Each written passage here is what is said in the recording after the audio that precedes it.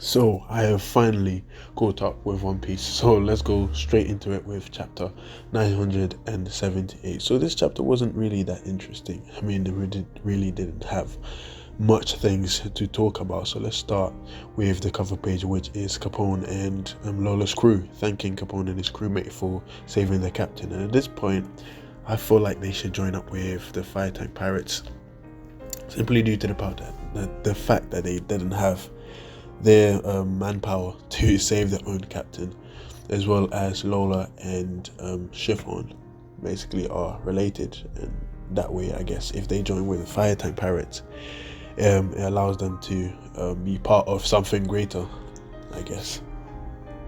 But anyway, moving on, Lola and the others finally submerge, so they're gonna go to the other side of the island, and then he can use his power to take them inside the castle. So meanwhile that is happening, the other ships finally arrive to Onigashima, and upon the entrance, it seems there are a couple of soldiers who are drunk.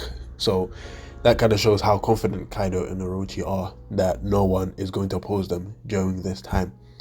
I mean, they have all the strongest people called to the headquarters, so if anything goes wrong, I guess they are there to help them. So these guys are drunk, and Usopp really takes them out as soon as possible before they can sober up and get back to work. So Kinemon and the rest finally disembark on the island, and as soon as they disembark, these ships start to sink, and he just says they must sink simply due to the fact that they will not need ships to return. So I'm just thinking, nigga, you gonna swim? How, even if they lose, I guess if he's planning on dying, that would make sense.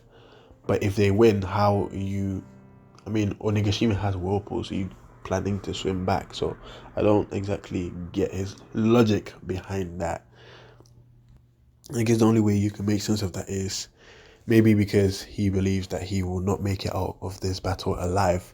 I mean, he has previously mentioned that he believes he has used most of his luck by now. So anyway, soon after that, a couple of the samurai who have disembarked make their way past a bridge on the way to the entrance of Onigashima, or inside the castle. But as soon as that happens, we see a bunch of Kaido's men, and it turns out that it's actually Kinemon who's used his ability to disguise them in Kaido's uniform. I believe this is the same technique he used back in Dressrosa to disguise himself as Doflamingo. So just as we got used to the uniform that the Straw Hats were wearing, they get redesigned yet again.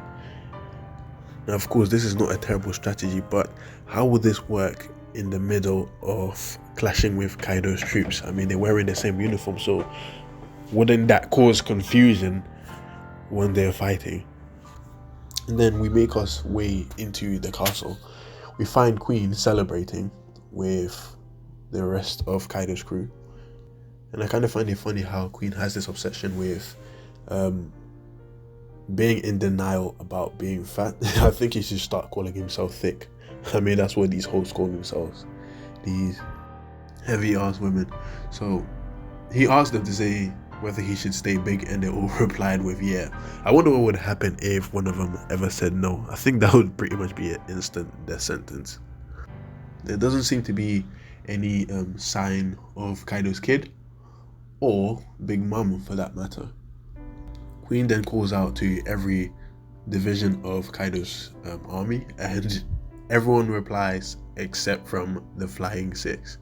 By the way, having a conversation about who replaces Queen if he happens to die. So I don't know if that's like set up for eventually betraying Kaido at some point. So that'll be quite interesting to see people who are supposedly loyal to Kaido plotting to kill one of his crew members. Then we finally get a little page introducing every one of them. So there is Ruti, page 1, a guy called Who's Who, Black Maria, X-Drake, and Sasaki, who seems to be a fisherman. So that's quite unexpected to see a fisherman in Kaido's crew. I wonder why, or rather what led him to come here to be one of Kaido's henchmen. Going back to the conversation that they were having, we know that Drake doesn't want to be the person to replace Queen if he happened to die, simply due to the fact that we know he is part of Sword. And speaking of snitches, we finally get to see Scratchman Apu, and I want to know what his actions will be when he gets confronted by possibly Law or Kid. We'll finally get to see his devil fruit abilities, and I'm actually curious as to whether he would join them and fight against Kaido. I feel like he might turn around and try to convince Kid the reason he snaked them was simply due to the fact that he was under a lot of pressure from Kaido, or his life was being threatened. One thing we do know for certain, if someone is going to fight Apu, it has to be Kid. And I've just noticed Black Maria is a giant, or might be a giant. Pedro seems to look like a kid, which would make sense because he's not very clever by what we've seen so far. And that really seems to be it. Not really much going on in this chapter at all. So basic summary is they get to the island, and inside the island we get introduced to the Flying Six, and that's it. So I'm looking forward to next chapter, and I'm quite disappointed because I really wanted to know the identity of Kaido's kid. We don't even get to see Big Mom or the Big Mom pirates at all.